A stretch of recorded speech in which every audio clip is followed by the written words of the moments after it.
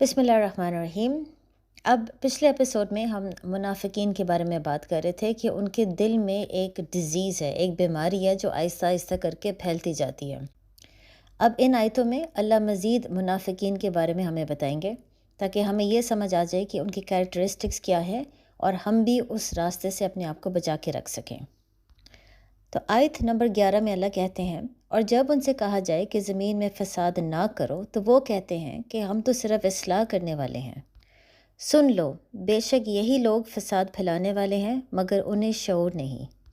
اور جب ان سے کہا جاتا ہے کہ جس طرح اور لوگ ایمان لے آئیں تم بھی ایمان لے آؤ، تو وہ کہتے ہیں بھلا جس طرح بے وقوف ایمان لے آئیں ہم بھی اسی طرح ایمان لے آئیں۔ سن لو کہ یہی لوگ بے وقوف ہیں لیکن یہ نہیں جانتے۔ اور جب یہ ایمان والوں سے ملتے ہیں تو کہتے ہیں ہم ایمان لا چکے ہیں، اور جب یہ اپنے شیطانوں کے پاس تنہائی میں جاتے ہیں تو کہتے ہیں کہ ہم تو تمہارے ساتھ ہیں، ہم تو صرف ہنسی مذاق کرتے ہیں۔ اللہ ان کی ہنسی مذاق کا انہیں بدلہ ضرور دے گا، اور ابھی وہ انہیں مہلت دے رہا ہے کہ وہ اپنی سرکشی میں بھٹکتے رہیں۔ یہی وہ لوگ ہیں جنہوں نے ہدایت کے بدلے میں گمراہی خرید لی تو ان کی تجارت نے کوئی نفع نہ دیا، اور یہ لوگ راہ جانتے ہی نہیں تھے۔ اب ان آیتوں میں اللہ ہمیں منافقین کے دلوں میں جو بیماری ہے اس کے بارے میں مزید بتا رہے ہیں۔ اب مثلاً اگر کوئی بھی انسان بیمار ہوتا ہے تو اس کو شروع میں یہ اندازہ نہیں ہوتا کہ اس کے اندر ایک بیماری ہے، اس کے اندر ایک ڈیزیز ہے، جب تک اس کو سمٹمز نہیں نظر آتے۔ جب اس کو سمٹمز نظر آنا شروع ہو جاتی ہے تب اس کو سمجھ آتی ہے کہ اس کے اندر کوئی بیماری ہے، تبھی وہ ڈاکٹر کے پاس جاتا ہے ٹریٹمنٹ کے لیے۔ اسی طرح اللہ ہمیں یہ سمجھا رہے ہیں کہ جب ایک مسلمان کے دل میں بیماری پھیلنا شروع ہو جائے، اس کو شروع میں یہ چیز سمجھ نہیں آتی، لیکن جب اس کے اندر سمٹمز آنا شروع ہو جاتے ہیں تب اس کو احساس ہوتا ہے کہ اس کے دل میں بیماری ہے، تب وہ قرآن کی طرف بھاگتا ہے تاکہ وہ اپنا ٹریٹمنٹ کر سکے۔ لیکن یہ سمجھنا ضروری ہے کہ یہ سمٹمز ہے کیا۔ پہلا تو سمٹم جو اللہ ہمیں ان آیتوں میں سمجھا رہے ہیں وہ ہے ایگو۔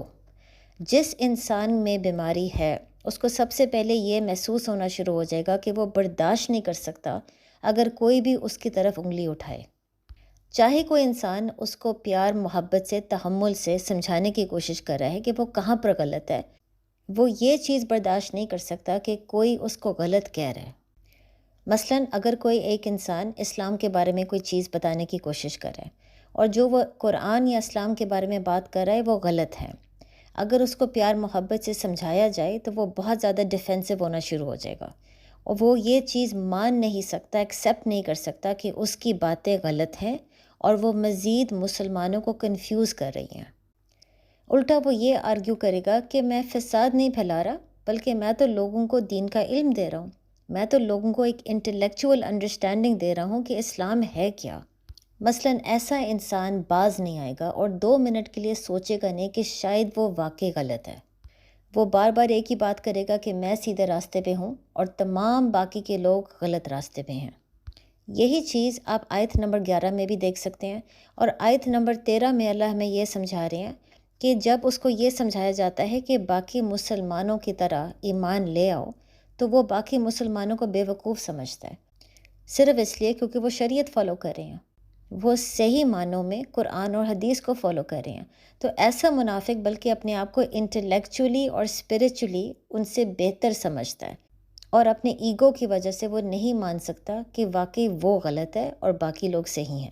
اس لیے اللہ ہمیں بار بار سمجھا رہے ہیں کہ اس کو شعور نہیں ہے، اس کو سمجھ ہی نہیں آ رہی کہ وہ کہاں پر غلط ہے۔ تو سب سے پہلی تو یہ بات ہے کہ ایگو کی وجہ سے وہ انگلی اپنے اوپر نہیں اٹھائے گا۔ پھر آیت 14 میں اللہ ہمیں سمجھا رہے ہیں کہ پھر ایسا انسان جب دل میں بیماری پھیلتی جاتی ہے تو وہ جھوٹ بولنا شروع ہو جائے گا، لوگوں کو دھوکہ دے گا، اور جب بھی اس کو ٹرسٹ کیا جائے وہ ہمیشہ اس ٹرسٹ کو توڑے گا۔ یہی 3 چیزیں حدیث میں آتی ہیں جو میں نے اس سے پچھلے ایپیسوڈ میں آپ سے ذکر کیا تھا۔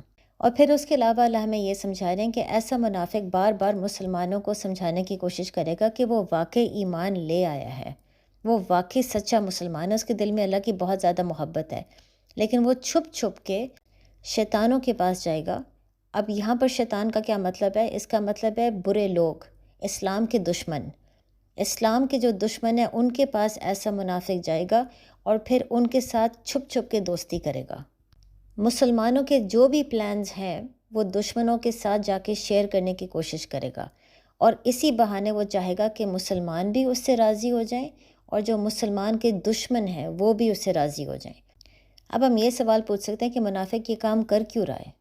کیونکہ اس کو یہ ڈر ہوتا ہے کہ کل کو اگر مسلمان جیت کے تو کم از کم مسلمان مجھے ایکسیپٹ تو ضرور کریں گے اور ان کے جیت میں میرا بھی کوئی حصہ ہوگا، لیکن اگر مسلمان کے دشمن جیت کے اور کل کو سارا پاور ان کے پاس چلا گیا تو وہ بھی مجھے اپنا ہی سمجھیں گے، ان کی جیت میں بھی میرا کوئی حصہ ہوگا۔ بلکہ 1400 سال پہلے مدینہ میں اس کا سب سے بہترین اگزامپل ہے عبداللہ ابن ابی۔ وہ اس وقت منافقین کا لیڈر ہوتا تھا، اور اس کا ہمیشہ ایک ہی کام تھا کہ جب بھی وہ مسلمانوں کے بیچ میں جاتا تھا تو ان کو یہی کہتا تھا کہ میرے دل میں اللہ اور نبی محمد صلی اللہ علیہ وآلہ وسلم کا بہت پیار ہے، میں دل میں بہت اچھا مسلمان ہوں، لیکن چھپ چھپ کے خاموشی سے وہ یہودیوں کے ساتھ دوستی رکھتا تھا۔ جو بھی مسلمانوں کا پلان بنتا تھا وہ یہودیوں کے ساتھ سیکرٹلی شیئر کرتا تھا، تاکہ کل کو اگر یہودی جیت کے تو یہودی بھی مجھے اپنا ہی سمجھیں گے، اور اگر مسلمان جیت کے تو مسلمان بھی مجھے اپنا ہی سمجھیں گے۔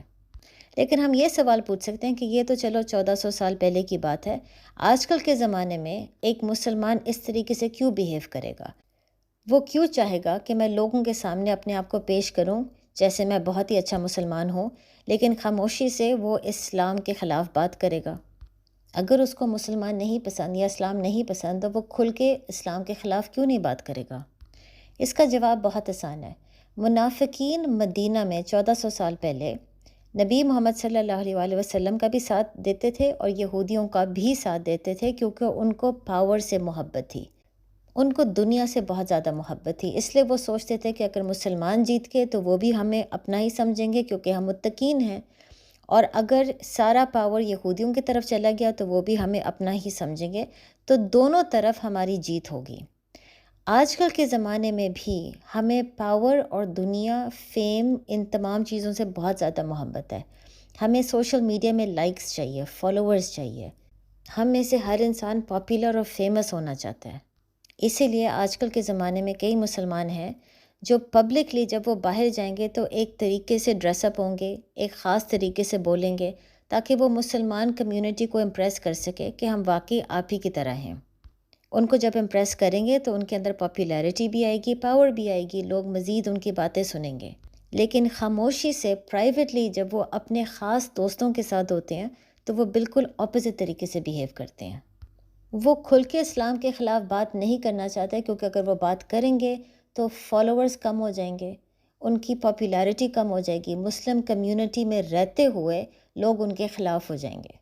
اس لیے وہ مسلم کمیونٹی کے سامنے جب جاتے ہیں تو ایک سرٹن امیج ان کا ہوتا ہے، یہ دکھاوا ہوتا ہے کہ ہم بہت اچھے مسلمان ہیں، لیکن جب خاموشی سے پرائیویٹلی اپنے دوستوں میں ہوتے ہیں، اپنے ایول دوستوں میں، اپنے شیطانوں کے پاس ہوتے ہیں، تو پھر ان کا رویہ کمپلیٹلی اپوزٹ ہوتا ہے۔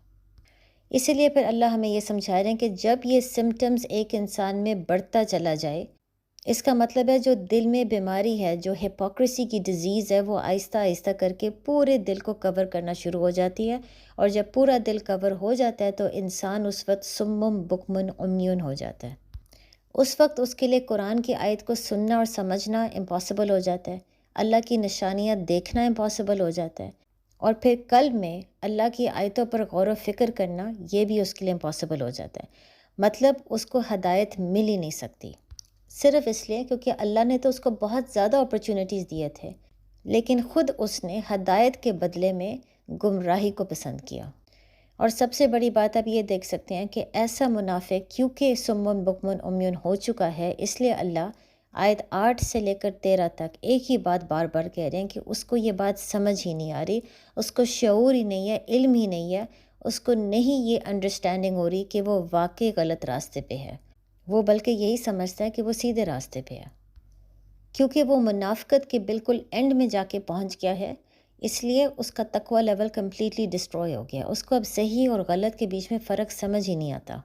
اس میں آپ یہ بھی دیکھ سکتے ہیں آیت نمبر 15 میں کہ اللہ ہمیں سمجھا رہے ہیں کہ ایسے لوگوں کو اللہ مہلت دے رہا ہے، اللہ ان کو ڈھیل دے رہا ہے، جس کا مطلب یہ ہے کہ اللہ بجائے اس کے کہ ان کو اپرچونٹیز دے کہ وہ اپنی آنکھیں کھولے اور ہدایت کو سمجھے، اللہ تمام دنیاوی چیزیں ان کے لیے کھول دیتا ہے تاکہ وہ خوب اس دنیا کو انجوائے کر سکیں۔ جو چیز وہ دنیا میں مانگتے ہیں، دولت، فیم، پیسہ، ہر چیز اللہ ان کو دے دیتا ہے۔ اس کا مطلب ہے ان کو ڈھیل دینا۔ اچھا، اس سے ہمیں یہ بھی بات سمجھ آتی ہے کہ جب اللہ ہمارے اوپر امتحان یا مشکلات بھیجتا ہے، یہ ایک بلیسنگ ہے، یہ ایک پنشمنٹ، ایک سزا نہیں ہے، ایک بلیسنگ ہے، کیونکہ جب آپ کی زندگی میں مشکلات آتے ہیں تبھی اچانک آپ کی آنکھیں کھلتی ہیں اور آپ کو احساس ہوتا ہے کہ شاید آپ غلط راستے پہ ہو۔ جب اللہ آپ کو امتحان اور ٹیسٹ نہیں بھیجتا، جب اللہ آپ کو خوب دنیاوی چیزیں دینا شروع ہو جاتا ہے، تب ہم مزید دنیا سے محبت کرنا شروع ہو جاتے ہیں۔ اور یہ ایک انسانی فطرت ہے، جتنا آپ کے پاس پیسہ، دولت، مال، ایسٹس ہوں گے، اتنا ہی آپ مزید ان چیزوں کو چاہو گے۔ صرف جب ایک انسان کے اندر مشکلات آتے ہیں تبھی آپ نوٹس کرو گے کہ آپ کے لیے نماز پڑھنا، تدبر کرنا، قرآن پڑھنا، ریفلیکٹ کرنا، یہ چیزیں تب آپ کے اندر بہت زیادہ آتی ہیں۔ جب آپ کی زندگی میں آرام ہو، عیش ہو، ہر قسم کی دنیاوی چیز ہو، اس وقت اللہ کے ساتھ کنیکشن کرنا بہت مشکل ہو جاتا ہے۔ تو جب اللہ ایسے منافقین کو ڈھیل دیتا ہے، اس کا مطلب ہے کہ اللہ ان کو خوب دنیاوی چیزیں دینا شروع ہو گیا، اور اسی بہانے وہ دنیا سے مزید محبت کرتے ہیں۔ یہی وجہ ہے کہ ان کے دل کی جو بیماری ہے وہ پھیلنا شروع ہو جاتی ہیں۔ بلکہ یہی وجہ ہے کہ اللہ نے آیت نمبر 10 جو ہم نے پچھلے ایپیسوڈ میں بات کی تھی، اللہ نے ہمیں بتایا تھا کہ منافق کا جو دل میں بیماری ہے، اللہ اس کے اندر اضافہ کرنا شروع ہو جاتا ہے۔ اور اضافہ اللہ کیسے کرتا ہے؟ اسی طرح ان کو پھر ایک وقت آتا ہے جب بار بار اللہ اپرچونٹیز دینے کی کوشش کرتا ہے، وہ بار بار اپرچونٹیز کو اگنور کرتے ہیں، اللہ اور اسلام کے خلاف جاتے ہیں، فساد پھیلانے کی کوشش کرتے ہیں۔ پھر ایک وقت ایسا آتا ہے کہ جب اللہ ان کو ڈھیل دیتا ہے، مطلب اللہ ان کو پھر اتنا زیادہ دنیا دینا شروع کر دیتا ہے کہ وہ دنیا کی محبت میں آ کے مزید اسلام کے خلاف جاتے ہیں، اور یہی وجہ ہے کہ پھر اللہ اسی چیز کے ذریعے ان کے دل کی بیماری میں اضافہ ڈالتا ہے۔ بلکہ اسی چیز کی وجہ سے اللہ ہمیں آیت 15 میں یہ بھی بتا رہے ہیں کہ جب ایسے لوگوں کے پاس دنیا بہت زیادہ آ جاتی ہے، پھر وہ سرکشی میں بھٹکتے رہتے ہیں، ان کے پاس کوئی سینس آف ڈائریکشن نہیں ہوتا۔ جس طرف سوسائٹی کھینچ کے لے جاتی ہے وہ اسی ڈائریکشن میں جاتے ہیں، ان کے پاس کوئی ویژن، کوئی زندگی کا مقصد، کوئی پرپس، یہ چیزیں ان کو نہیں سمجھ آتی۔ جب آپ سوسائٹی کی عبادت کرنا شروع ہو جاؤ گے تو پھر جس طرف سوسائٹی آپ کو لے کے جائے گی آپ اسی طرف جاؤ گے۔ بلکہ اس میں ایک اور بھی بہت ضروری بات ہے سمجھنے والی، جب کسی انسان کو کوئی ڈیزیز یا بیماری ہوتی ہے تو ہم جانتے ہیں کہ ڈیزیز کنٹیجس ہوتی ہے، اسی لیے جو انسان بیمار ہے باقی لوگ اس سے ذرا احتیاط کریں گے، احتیاط نہیں کریں گے تو وہ آہستہ آہستہ وہی ڈیزیز ان کے اندر بھی آ جائے گی۔ اسی طرح اللہ ہمیں سمجھا رہے ہیں کہ منافقین کے دل میں ایک ڈیزیز ہے، ایک بیماری ہے۔ اگر باقی مسلمان احتیاط نہیں کریں گے، ایک ڈسٹنس مینٹین نہیں کریں گے، تو آہستہ آہستہ وہی بیماری ان کے دل کے اندر بھی آ جائے گی۔ اس سے آپ یہ دیکھ سکتے ہیں کہ اللہ جو الفاظ چنتا ہے وہ بہت ہی خوبصورت ہے۔ اب آپ کو سمجھ آ سکتے کہ منافقین کے دل میں ایک ڈیزیز کا جو لفظ اللہ نے استعمال کیا وہ کیوں کیا، کیونکہ ڈیزیز سے ہمیں سمٹمز بھی سمجھ آتی ہے، ڈیزیز ایک بیماری بھی ہے، ڈیزیز کنٹیجس بھی ہوتی ہے۔ اب یہاں پر اللہ ہمیں یہ نہیں کہہ رہا کہ منافقین کو آپ نے بوائیکاٹ کرنا ہے، کیونکہ ہم یہ بھی جانتے ہیں کہ اسلام میں منافق ہو جو مرضی ہو، آپ نے اسلام کی دعوت دینی ہے، ہر انسان کو دینی ہے۔ تو اللہ ہمیں یہ نہیں کہہ رہا کہ بالکل بوائیکاٹ کرنا چاہیے، لیکن اللہ ہمیں یہ ضرور کہہ رہا ہے کہ بہت زیادہ منافقین کے ساتھ مل جل کے رہنا، بہت زیادہ ان کے ساتھ وقت گزارنا، یہ چیز بھی ہمارے ایمان کے لیے ڈینجرس ہو سکتی ہے۔ یہی وجہ ہے کہ اسلام میں اللہ ہمیں ہمیشہ یہ بات سمجھاتے ہیں کہ اپنی کمپنی کو اچھے طریقے سے سلیکٹ کرو۔ جن لوگوں کے ساتھ آپ 24 گھنٹے اٹھتے بیٹھتے ہو، کوشش کرو کہ وہ متقین ہی ہوں۔ منافقین سے ایک ڈسٹنس مینٹین کرنا بہت ضروری ہے۔ اب یہاں پر آپ ایک اور ڈفرنس دیکھ سکتے ہیں کافر اور منافقین کے بیچ میں۔ جب اللہ نے کافر کا ذکر کیا تھا تو اللہ نے ان کے دل میں کوئی ڈیزیز، کوئی بیماری کا ذکر نہیں کیا۔ الٹا اللہ نے ہمیں وہاں پر یہ بات سمجھائی ہے کہ جب ایک کافر اپنے راستے کے بالکل آخر میں پہنچ جاتا ہے تو اللہ اس کے دل اور کانوں پر مہر لگا دیتا ہے اور آنکھوں کے آگے پردہ۔ اس سے ہمیں یہ سمجھ آ گئی تھی کہ اللہ ایسے انسان کو جہنم کے لیے ریزرو کر رہا ہے۔ لیکن جب اللہ منافقین کا ذکر کرتے ہیں تو وہاں پر ایک دل کی بیماری، ایک دل کی ڈیزیز کا ذکر کر رہے ہیں۔ وہاں پر اللہ نے ہمیں یہ بات سمجھائی ہے کہ اللہ جب ڈھیل دیتا ہے تو وہ ڈیزیز آہستہ آہستہ کر کے پھیل جاتی ہے اور پھر آخر میں جا کے وہ انسان سم بکمن عمیون ہو جاتا ہے۔ لیکن منافقین کے بارے میں جب اللہ نے بات کی تو اللہ نے یہ نہیں کہا کہ اللہ ان کے دلوں پر اور کانوں پر مہر لگا دیتا ہے اور آنکھوں کے آگے پردہ۔ تو یہاں پر ایک فرق کیوں ہے کافر اور منافقین کے بیچ میں؟ اس میں فرق یہ ہے کہ جب کافر اسلام کو قبول کرے گا تو اس دن اس کے تمام پچھلے گناہ معاف ہو جاتے ہیں۔ یہ اللہ کا اصول ہے۔ اسی لیے میں نے آپ کو پچھلے ایپیسوڈ میں بات سمجھائی تھی کہ جب اللہ دیکھتا ہے کہ کچھ ایسے کافر ہیں جیسے فرعون، جنہوں نے زندگی میں بہت زیادہ غلطیاں کی ہیں اور بہت زیادہ ظلم اور زیادتی کی ہے لوگوں کے ساتھ، ایسے لوگوں کو اللہ پھر ان کے دل اور ان کے کانوں پہ مہر لگا دیتا ہے تاکہ وہ اسلام نہ قبول کر سکیں۔ اگر وہ اسلام قبول کریں گے تو اللہ کو ان کو معاف کرنا پڑے گا۔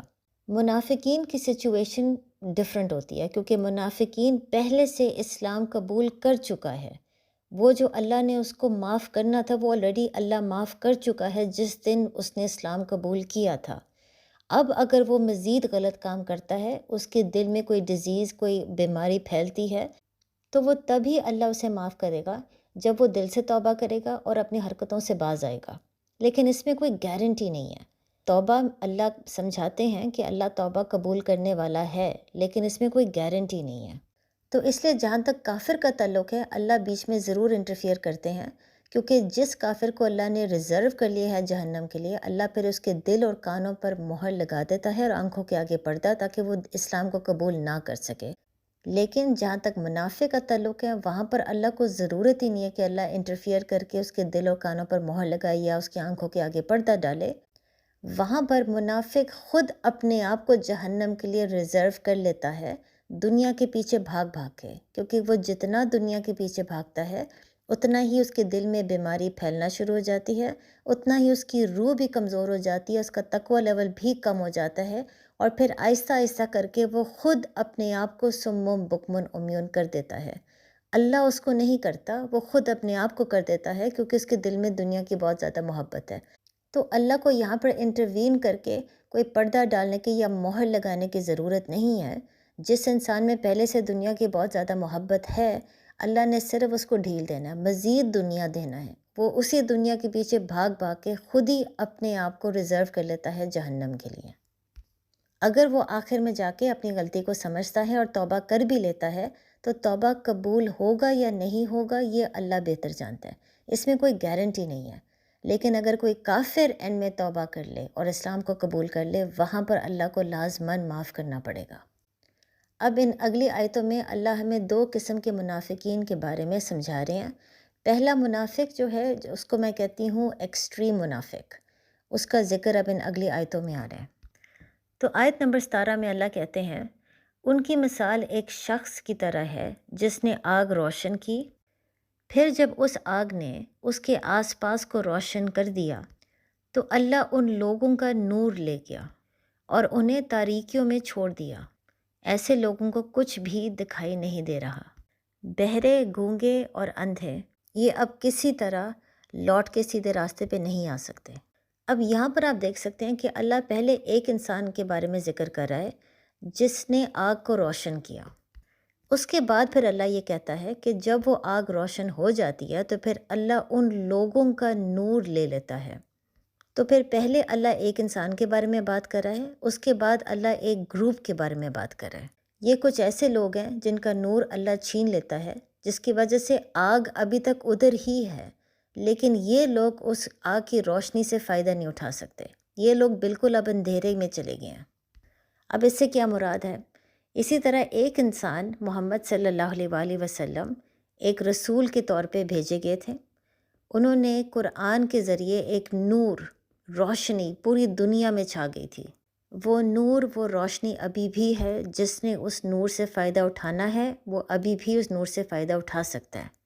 لیکن جو ایکسٹریم منافق ہے، جس نے اپنا تقوی لیول کمپلیٹلی ڈسٹروئی کر دیا ہے، جو بالکل منافقت کے آخر تک پہنچ گیا ہے، اس کو اب صحیح اور غلط کے بیچ میں کچھ فرق محسوس ہی نہیں ہو رہا، وہ سمن بکمن عمیون ہو چکا ہے۔ مثلاً اس کی روح کی آنکھیں اب اللہ کی نشانیاں نہیں دیکھ سکتی، اللہ کے الفاظ قرآن میں نہیں سمجھ سکتی، اس کا قلب جو ہے وہ اللہ کی آیتوں پر غور و فکر نہیں کر سکتا، اور جو اللہ ہمیں سمجھا رہے ہیں کہ وہ گونگا بھی ہو چکا ہے۔ اس کا یہ نہیں مطلب کہ وہ واقعی نہیں بول سکتا، اس کا مطلب ہے وہ کبھی سچ نہیں بول سکتا، کیونکہ سچ بولنے کے لیے آپ کو پہلے سچ کو دل میں ایکسیپٹ کرنا پڑے گا۔ اور ایسا انسان کیونکہ اس کا تقوی ہی ختم ہو چکا ہے، اس کو صحیح اور غلط کے بیچ میں کچھ فرق محسوس ہی نہیں ہو رہا، اس کے لیے سچ کو سمجھنا، ایکسیپٹ کرنا اور پھر بولنا بہت مشکل ہے۔ تو یہ نہیں ہے کہ وہ روشنی ختم ہو گئی ہے، روشنی ابھی تک ادھر ہی ہے، لیکن ایسے لوگوں کے لیے اللہ ان کی روشنی چھین لیتا ہے۔ اور وہ کیسے؟ وہ جیسے اللہ نے ہمیں پچھلی آیتوں میں سمجھایا ہے، اللہ ان کو ڈھیل دے دیتا ہے۔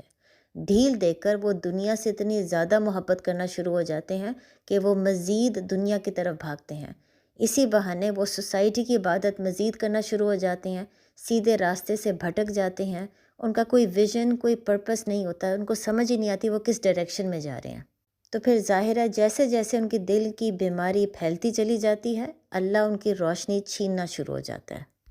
ایسے لوگوں کے لیے آخرت میں صرف اور صرف جہنم ہے، کیونکہ اللہ نے ان کو زندگی میں بہت سے چانسز دیے تھے، بہت سے اپرچونٹیز دیے تھے کہ وہ آنکھیں کھولے، اپنی غلطیوں کو سمجھ لیں اور اللہ کے راستے پہ چلنا شروع ہو جائیں، لیکن وہ بار بار اللہ کو جھٹلاتے تھے، فساد پھیلانے کی کوشش کرتے تھے اور دل میں صرف دنیا کی محبت رکھتے تھے۔ تو چاہے یہ لوگ ابھی فوت نہیں ہوئے، چاہے توبہ کے دروازے کھلے ہوئے ہیں، لیکن یہ لوگ کبھی توبہ اب نہیں کر سکتے، کیونکہ یہ سمم بکمن عمیون ہو چکے ہیں، یہ اندھیرے میں ہیں، یہ قرآن کی روشنی کا کبھی بھی فائدہ نہیں اٹھا سکتے، اس لیے یہ توبہ کر ہی نہیں سکتے۔ یہ وہ لوگ ہیں جو اللہ ہمیں بار بار سمجھا رہے ہیں، ایکسٹریم منافقس، جن کو یہ بات سمجھ ہی نہیں آ رہی کہ وہ غلط راستے پہ ہیں۔ اب اس کے بعد آیت 19 اور 20 میں اللہ ہمیں ایک اور منافق کے بارے میں ذکر کرتا ہے۔ یہ منافق ایکسٹریم منافق نہیں ہے، یہ خوف زدہ منافق ہے۔ آپ ان آیتوں میں دیکھ سکتے ہیں کہ یہ منافق سمم بکمن عمیون ابھی تک نہیں ہوا، تو اس کے پاس چانسز ہیں کہ وہ توبہ کر کے متقین کے راستے پہ چلنا شروع ہو جائے، لیکن اس میں شرط صرف ایک ہے، اس کو اپنے خوف کا سامنا کرنا پڑے گا۔ تو آیت نمبر 19 میں اللہ کہہ رہے ہیں کہ یہ ان کی ایسی مثال ہے جیسے آسمان سے اترنے والی بارش کی طرح، جس میں تاریکیاں اور گرج اور چمک ہیں۔ یہ زوردار کڑک کی وجہ سے موت کے ڈر سے اپنے کانوں میں انگلیاں ڈال دیتے ہیں، حالانکہ اللہ کافروں کو گھیرے ہوئے ہیں۔ بجلی یوں معلوم ہوتی ہے کہ ان کی نگاہیں چھین لے گی۔ حالت یہ ہے کہ جب کچھ روشنی ہوتی ہے تو اس میں چلنا شروع ہو جاتے ہیں، اور جب ان پر اندھیرا چھا جاتا ہے تو وہ کھڑے رہ جاتے ہیں، اور اگر اللہ چاہتا تو ان کی دیکھنے اور سننے کی صلاحیت چھین لیتا۔ بے شک اللہ ہر چیز پر قادر ہے۔ اب یہاں پر آپ ایک فرق دیکھ سکتے ہیں۔ آیت نمبر 17 میں اللہ نے جب ایک آگ کے بارے میں بات کی تھی، آگ کی جو روشنی ہے وہ کنٹینیوس تھی، وہ چیز ختم نہیں ہو رہی تھی، لیکن یہاں پر جب اللہ روشنی کے بارے میں بات کرتے ہیں تو کیونکہ یہ بجلی سے آ رہی ہے تو یہ ٹیمپریری ہے، یہ کنٹینیوس نہیں ہے، کبھی آتی ہے پھر جاتی ہے۔ اس سے یہ ظاہر ہوتا ہے کہ اس آیت میں جب اللہ روشنی کے بارے میں بات کر رہا ہے تو یہ قرآن، نور، نبی محمد صلی اللہ علیہ وآلہ وسلم کے بارے میں اللہ بات نہیں کر رہا، بلکہ روشنی آنا اور پھر چلے جانا ایسا ہی ہے جس طرح کبھی زندگی میں آسانی اور پھر مشکل آتی ہے۔ تو پھر پچھلے مثال میں اللہ نے ہمیں ایک آدمی کے بارے میں بتایا تھا جس نے ایک آگ کو روشن کیا، اور جس کا مطلب یہ ہے کہ نبی محمد صلی اللہ علیہ وآلہ وسلم آئے اور دنیا کو روشن کر دیا قرآن کی ہدایت سے۔ لیکن یہاں پر جس روشنی کے بارے میں بات ہو رہی ہے وہ آسمان سے آ رہا ہے، جس کا مطلب ہے جب اللہ آسمان سے مشکلات اور آسانی بھیجتا ہے۔ تو یہ ایک فرق ہو گیا دونوں ایگزامپلس کے بیچ میں۔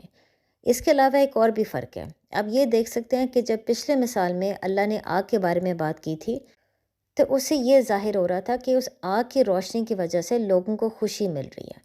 مثلاً آپ خود ہی یہ سوچیں، اگر آپ ایک جنگل میں ہیں اور بالکل اندھیرا ہے اور آپ کو راستہ نظر نہیں آ رہا، تو آگ کی روشنی کی وجہ سے آپ کو وارمتھ بھی ملے گا اور آپ کو ڈائریکشن بھی نظر آئے گا۔ تو ظاہر ہے اس سچویشن میں جب آپ آگ کی روشنی کے بارے میں بات کرتے ہیں تو یہاں پر خوشی ظاہر ہو رہی ہے، لیکن دوسری مثال میں جب اللہ روشنی کے بارے میں بات کر رہے ہیں تو اگزامپل سے ہمیں یہ ظاہر ہوتا ہے کہ اس سے موت کا ڈر ہے، خوف ہے۔ یہ بجلی اتنی شارپ ہے، اتنی انٹینس ہے کہ اس کی وجہ سے کچھ عرصے کے لیے انسان کی نگاہیں چھین لیتی ہے۔ حالانکہ اگر سوچا جائے تو اندھیرے میں جب بجلی چمکتی ہے تو بجلی بھی آپ کو راستہ تو دکھا رہی ہے، بجلی چمکنے کی وجہ سے آپ کو اندھیرے میں نظر تو آ رہا ہے، لیکن یہاں پر انسان کی جو کیفیت ہے وہ ڈر اور خوف والی ہے۔ اب ان دونوں کے بیچ میں فرق کیوں ہے؟ پہلے مثال میں اللہ نے اسلام کو متقین کی نظر سے سمجھانے کی کوشش کر رہے تھے کہ ایک متقین کو کتنی خوشی ملتی ہے قرآن سے، ہدایت سے، نبی محمد صلی اللہ علیہ وآلہ وسلم سے۔ اس قرآن کی روشنی سے ہر متقین فائدہ اٹھا سکتا ہے، لیکن جو ایکسٹریم منافق ہے وہ فائدہ نہیں اٹھا سکتا، کیونکہ خود ہی اس نے اپنی دیکھنے کی، سننے کی، سمجھنے کی صلاحیت ختم کر دی ہے، کیونکہ وہ فساد پھیلانے کی کوشش کرتا ہے اور دنیا کے پیچھے بھاگتا ہے۔ لیکن دوسرے کیس میں جب اللہ اسلام کے بارے میں بات کر رہے ہیں تو ایک منافق کے پرسپیکٹیو سے اسلام کے بارے میں بات کر رہے ہیں، منافق کی نظر سے ہمیں سمجھا رہے ہیں کہ اس کی نظر میں اسلام کیا ہے۔ اس کی نظر میں اسلام ایک خوفناک چیز ہے۔ مثلا جو انسان جنگل میں ہے اور اندھیرا ہے، بالکل بجلی کی چمکنے کی وجہ سے وہ اندھیرے میں دیکھ ضرور سکتا ہے، لیکن بجائے اس کے کہ وہ ایک متقین کی طرح اللہ کا شکر گزار ہو کہ میں اندھیرے میں بجلی کی وجہ سے میں دیکھ سکتا ہوں، وہ ایک منافق بن کے خوف اور ڈر میں ہی رہتا ہے۔ اس کو کس چیز کا خوف اور ڈر ہے؟ کہ بجلی کے چمکنے کے بعد کیا آنے والا ہے؟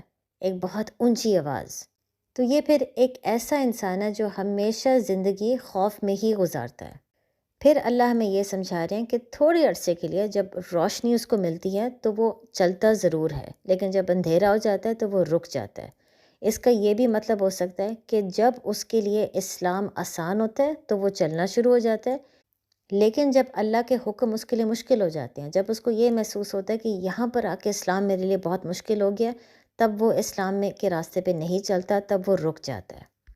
بلکہ اس کی ایک اور بھی انٹرپریٹیشن ہو سکتی ہے، اور وہ یہ ہے کہ جب اس کی زندگی میں آسانیاں ہوتی ہیں تب وہ اسلام کے راستے پہ آسانی سے چلتا ہے اور وہ خوشی سے چلتا ہے، لیکن جب اللہ اس کی زندگی میں کوئی امتحان، ٹیسٹ، مشکلات بھیجتا ہے تب وہ اللہ سے ناراض ہو کے اسلام کے راستے پر نہیں چلتا، تب وہ رک جاتا ہے، نماز نہیں پڑھتا، قرآن نہیں پڑھتا، اس غصے میں کہ اللہ نے میرے اوپر امتحان، ٹیسٹ کیوں بھیجا۔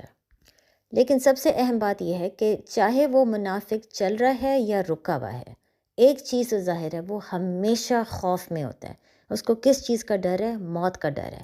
اب یہاں پر جب اللہ موت کے بارے میں بات کر رہے ہیں، اس کے دو معنی ہو سکتے ہیں۔ ایک معنی تو یہ ہے کہ وہ انسان واقعی موت سے ڈرتا ہے، وہ لٹرلی موت سے ڈرتا ہے، کیونکہ اس کو قبر کا عذاب، جہنم، دوزخ، قیامت کا دن، ان تمام چیزوں سے بہت زیادہ ڈر ہے۔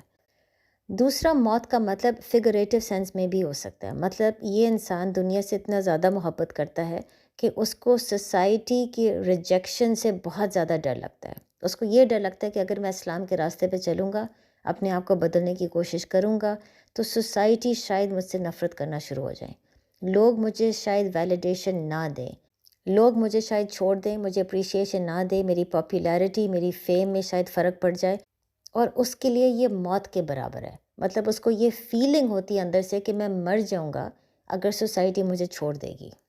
ایسا منافق پھر کبھی کبھی اسلام کے راستے پہ چلتا ہے اور کبھی کبھی بالکل رک جاتا ہے۔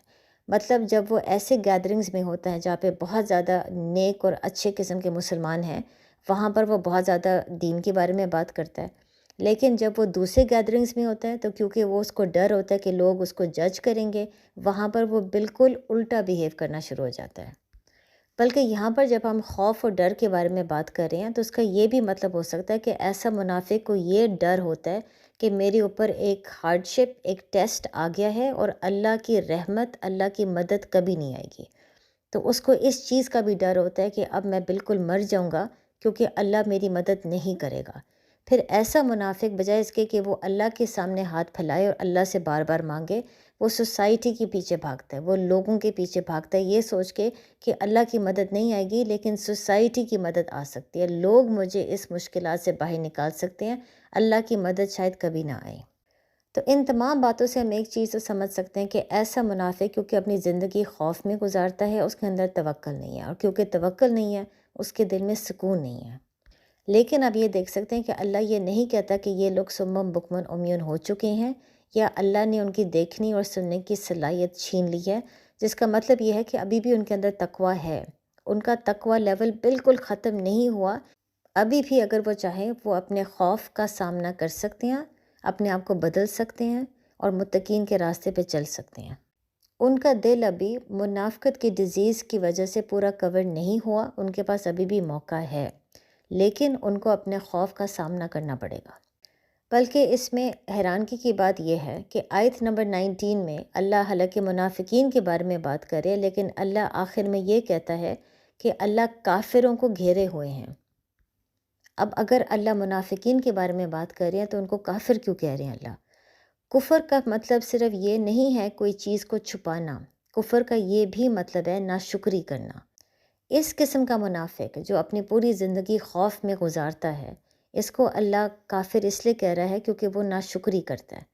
اس کو یہ نہیں نظر آتا کہ اللہ نے اس کو کتنی نعمتیں دی ہیں، اللہ نے اس کی کتنی دفعہ مدد کی ہے، وہ بلکہ یہی سمجھ رہا ہوتا ہے کہ اللہ مزید میری مدد کبھی نہیں کرے گا، اللہ نے آج تک مجھے کچھ بھی نہیں دیا۔ وہ یہ نہیں سمجھتا کہ اللہ ہمیشہ اس کے ساتھ کھڑا ہوا تھا، اللہ نے اس کا ساتھ کبھی نہیں چھوڑا، بلکہ وہ لوگوں کے پیچھے بھاگنا شروع ہو جاتا ہے، خاص طور پہ جب اس کے اوپر کسی قسم کا ٹیسٹ یا امتحان آ جائے، کیونکہ وہ یہی سوچتا ہے کہ لوگ مجھے اس امتحان سے نکالیں گے۔ وہ یہ بھول جاتا ہے کہ اس سے پچھلے جتنے بھی امتحان تھے، اللہ نے ہی اس کو ہر امتحان سے نکالا ہے، لوگوں کی بس کی تو بات کبھی تھی نہیں۔ اور اگر اس کو موت سے ڈر ہے، قیامت کے دن سے ڈر ہے، تو وہ یہ بھول جاتا ہے کہ اللہ تو الرحمن الرحیم ہے، اللہ تو کچھ بھی معاف کر سکتا ہے، تو وہ انسان ہو کے اللہ پر امید کیوں چھوڑ ہے۔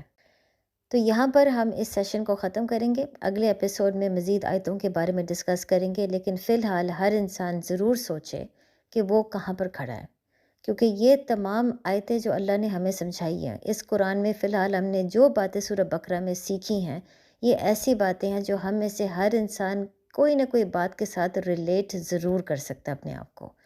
تو ضرور غور و فکر کریں، اور ہر انسان اس وقت اپنے دل کا جائزہ لے کہ وہ کہاں پر کھڑا ہے۔